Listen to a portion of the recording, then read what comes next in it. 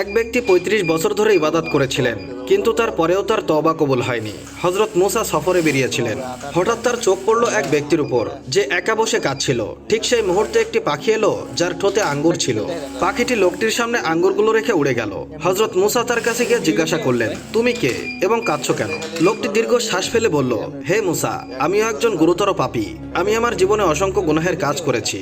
আমি ৩৫ বছর ধরে প্রার্থনা করছি এবং আমার পাপের জন্য ক্ষমা চাইছি।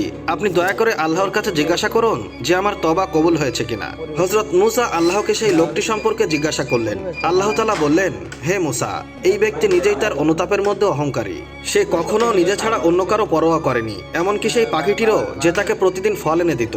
সে কখনো তাকে নিয়ে ভাবেনি যে সে নিজে কিছু খেয়েছে কিনা। এই কারণেই তার তওবা কবুল হয়নি। হযরত মুসা যখন এই খবরটি তাকে জানালেন, তখন তিনি বললেন, হে মুসা, আল্লাহর কাছে এটাও জিজ্ঞাসা করবেন ৩৫ বছর ধরে যে ইবাদত আমি করেছি তার কোনো প্রতিদান পাবো কিনা।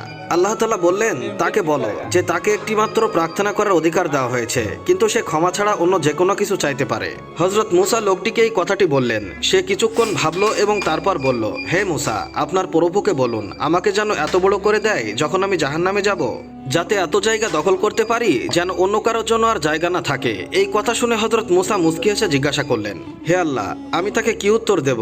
আল্লাহ তাআলা বললেন, হে মুসা, এখন পর্যন্ত সে আমার একটি পাখিরও কোনো পরোয়া করেনি, কিন্তু আজ প্রথমবারের মতো সে নিজের ছাড়া অন্যদের কথাও ভেবেছে। যাও এবং তাকে বলো যে আমি তার সমস্ত পাপ ক্ষমা করে দিয়েছি।